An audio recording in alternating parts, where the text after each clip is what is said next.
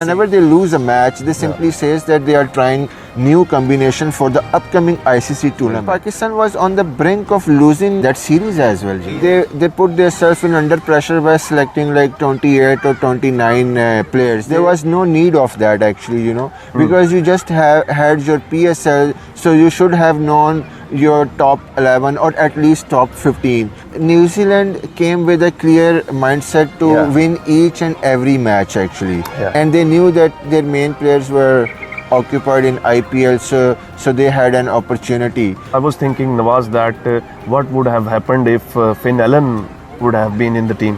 And in the last match, Pakistan was on the brink of losing. Pakistan performance was below average, I believe so. Just making fun of Pakistan fans as well by instead of jeopardizing all the historical records of Pakistan. I mean, you should win those matches.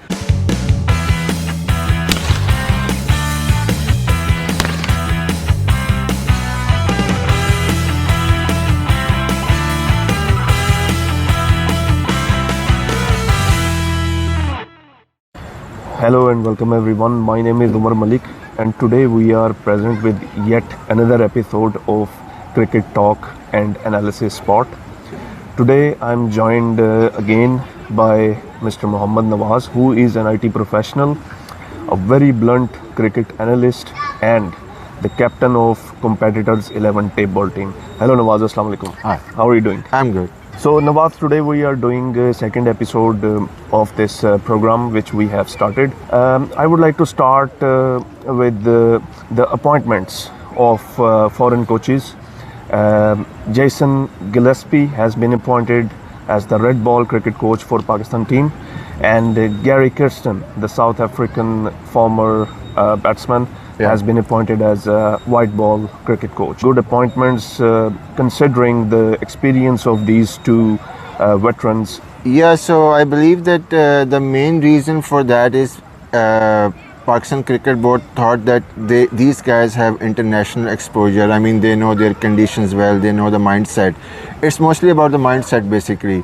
So Australian and South African mindset is a bit different, where they would like to have a attacking cricket, So such kind of appointment is a good thing, because they will coach Pakistan team members to how to be aggressive, how to have an intent to win each and every match.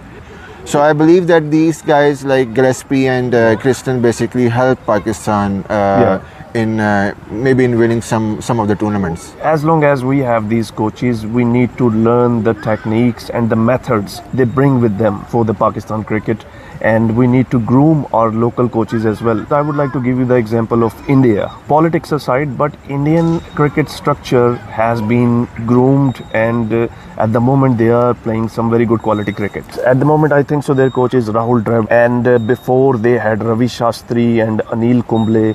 So they had a point, and definitely Kristen was their coach as well during their triumph of 2011 Cricket World Cup. Pakistani coaches need to up their game as well from coaching point of view as well, and bring that aggressive and positive mindset. Why we are timid in this department? Yeah, so they should, but how?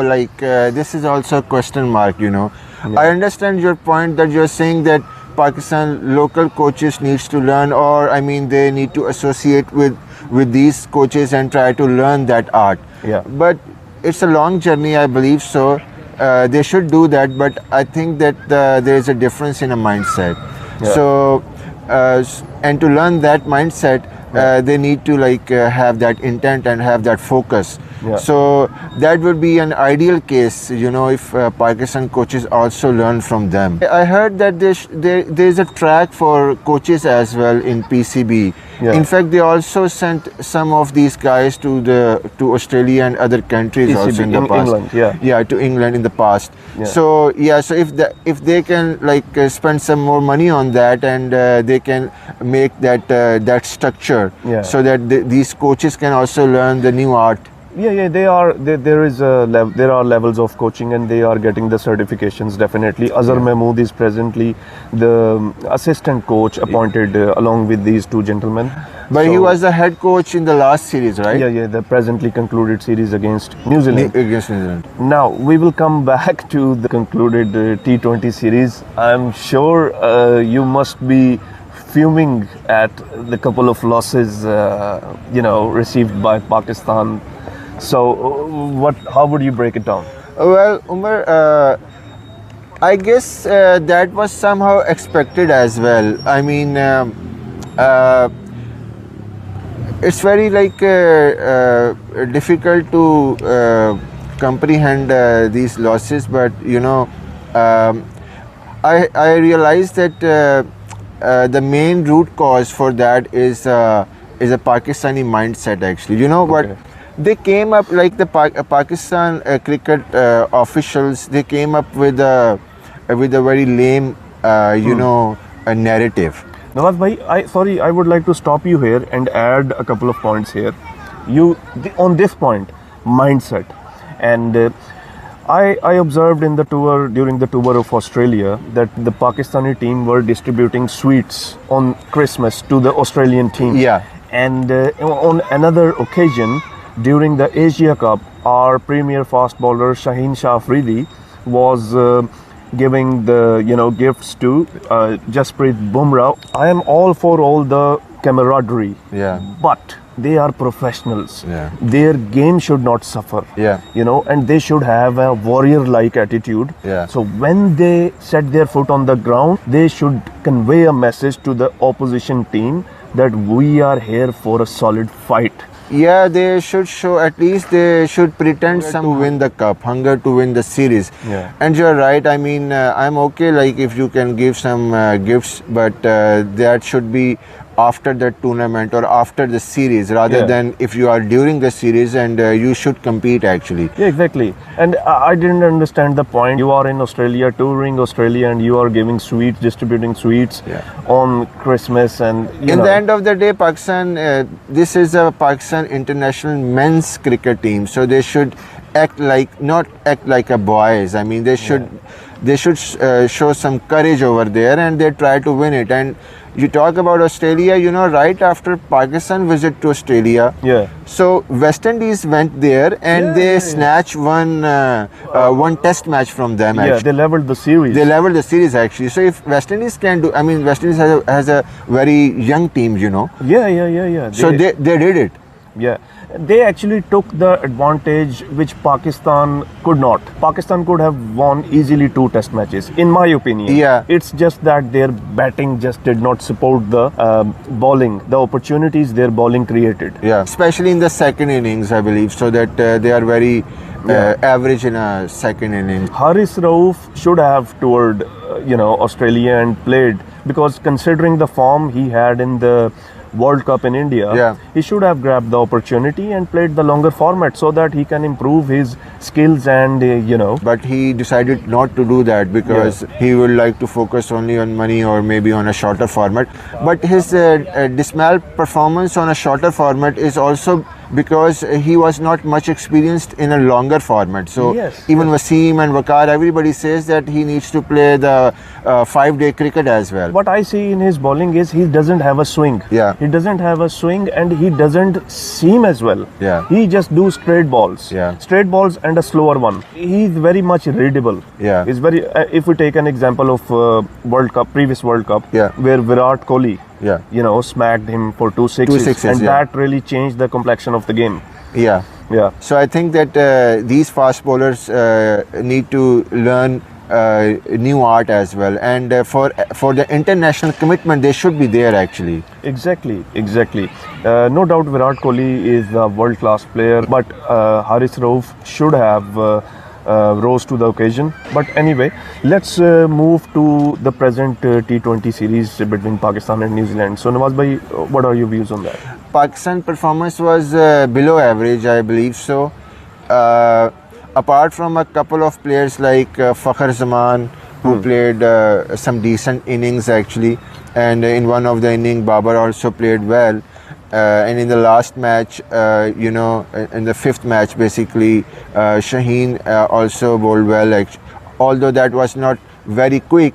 Like it was not around 145k, but anyhow, he like managed to take a lot of wickets as well. Yeah. But overall, I guess that the series performance was below average, and Pakistan should have won all these matches, but unfortunately they lost.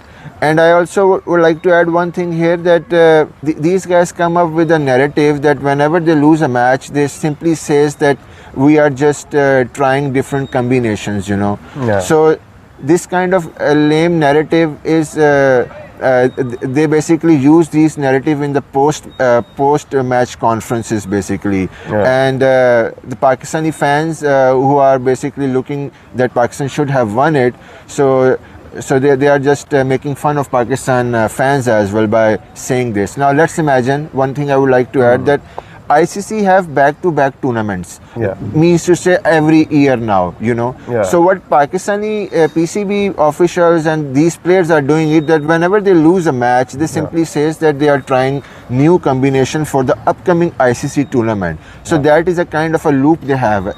So instead of like winning each, try to win each and every match and put the 100%. And if you lose it, so you should not say like this that we are just trying new combination. I mean, it's an international matches, and you need to win those matches instead of jeopardizing all the historical records of Pakistan. I mean, you should win those matches. You know that Pakistan had a very decent records against New Zealand. It's more than 60% matches, especially in the T20. But if you can take a look into the last 2 years, Pakistan played 12 matches and they lost 8 of them, and this means that their winning percentages dropped to 33% only. And whenever they lose, this simply says that we are trying new combinations. I mean, I don't see any point of that actually. So even last year they went to Afghanistan with a newer team, they lost those series. They simply says that we are trying new combinations. So there isn't any point of trying new combination. Afghanistan is not anymore a minnow team. Afghanistan is one of the dark horses of the upcoming T20 World Cup. So Pakistan need to change their approach basically. And the point you made about Fakhr Zaman, Fakhr Zaman should definitely be in Pakistan's one of the top 4 batting positions. That guy has proved time and again that he is an excellent batsman and he should not be dropped. Let's move to the concerns about the batting order. What I have felt basically is, you talked about the historical records which Pakistani team is putting on stake by giving the lame excuses. That is absolutely right. Because against New Zealand, we had a very good history. Because of around 70% of the winning ratio. Exactly. And you just gave the figure of 33%. And that's really alarming. Pakistan need to think about it, trying different combinations. They are doing experimentation. So experimentation should have a limit as well. But I think that what is the point of experiment? I mean, they just had a PSL. In the PSL, they have 6 teams. They played like 10 matches each team actually. So they know all the players. You know, they know the combinations. They know. In the post-match conference, in the last match, like the 5th match, Zainab asked our head coach Azhar that, I mean, are you still trying? He said that we behind the scene we know that what should be the playing 11. I mean, guy, if you know that playing 11, then what is the? You shouldn't be trying. Actually, you are basically jeopardizing the Pakistan records against the oppositions, and those are international matches. You know, they came here with their main players were not here, but they just came and they have one agenda to win these matches actually, and they played really well.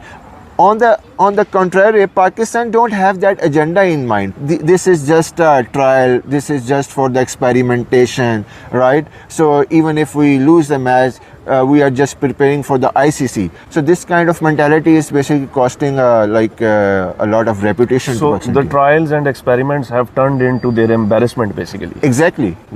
So this is a real alarming situation for Pakistan cricket, that they should not take the international matches that casually. If they want to try something, try some new players, then they should give opportunity to one or maybe a couple of players. And not change the entire shape of the team. So I do understand I got your point. Nawaz, I have closely observed Saim Ayub's batting approach, the way he is batting in the power play. Yeah. Because there should be a clear mindset that whether you are playing as a single or double player or a stroke maker, or whether you go full-fledged. Yeah. But I think he's confused somewhere right here. Although he's a good talent which Pakistan found, he's still young actually. Yeah. So I think that he needs some time, and we also need to see that.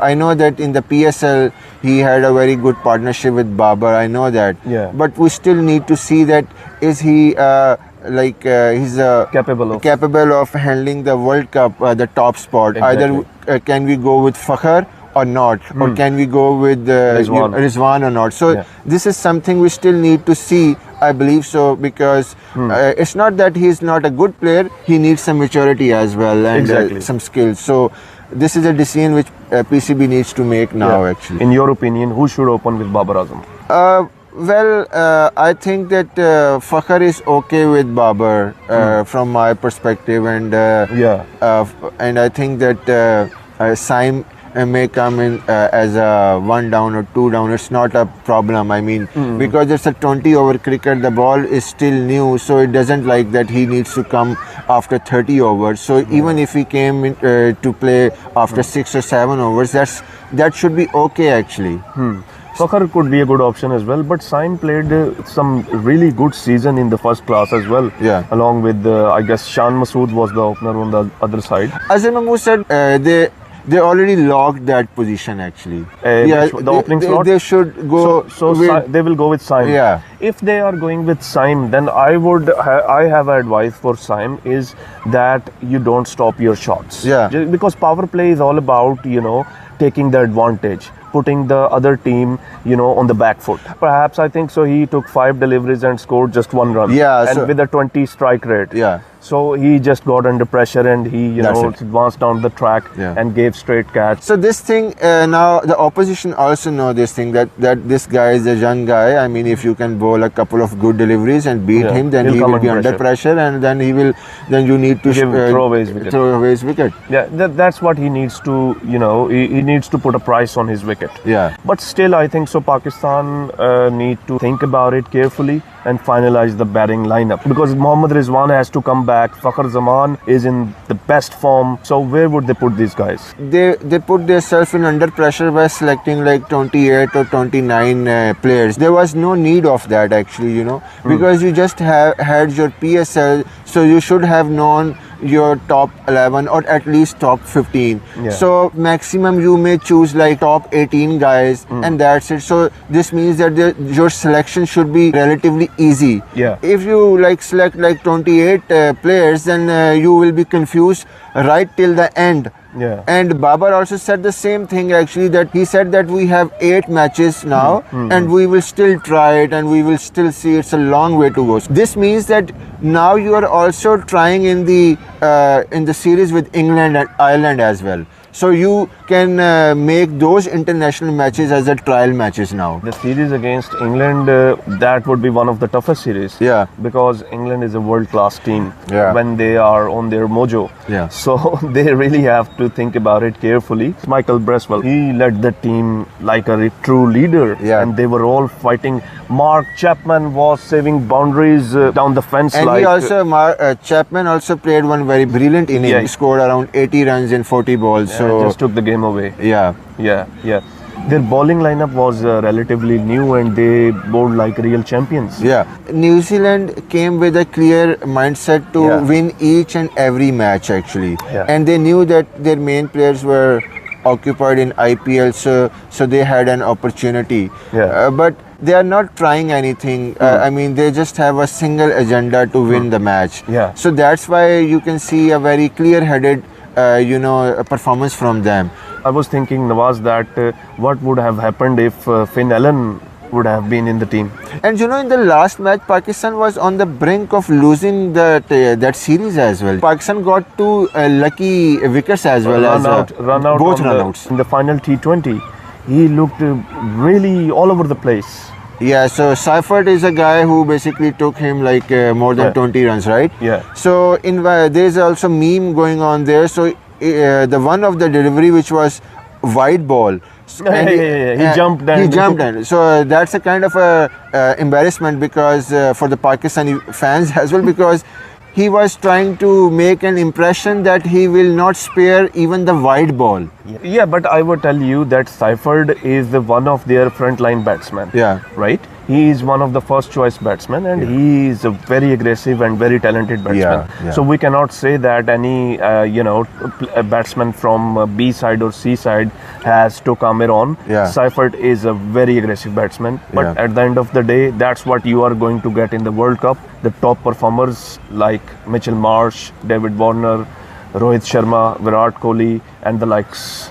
So yeah. And I have a question that if Naseem Shah is now Naseem Shah is back in the team along with Shaheen, and now Amir is also there. So how they are gonna do when the other players are coming back into the team, like we have Haris actually. So how the bowling attack would look like? Naseem Shah and Shaheen Afridi should open the bowling, and then they can play third seamer, whether Amir or if Haris Rauf is back in form.